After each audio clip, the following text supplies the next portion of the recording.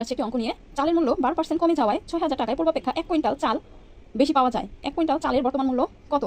এখানে আমার চালের মূল্য কমে কত? 12%। তাহলে যদি 12% কমে যায় তাহলে আমার মূল্যটা কত থাকে? তাহলে আমি ফার্স্টে বের করবো 12% কমে। তাহলে এখান থেকে আমি 100 থেকে এই 12 কি করবো? মাইনাস করবো। তাহলে আমার থাকতেছে 88 বা 88। তাহলে এটা হচ্ছে গিয়ে বর্তমান দাম। তাহলে আমার এখানে পূর্ব মূল্য কত ছিল? 100 টাকা। পূর্ব মূল্য কত? 100 টাকা হলে বর্তমান মূল্য 88 টাকা। তাহলে পূর্বমূল্য 1 টাকা হলে বর্তমান মূল্য কত?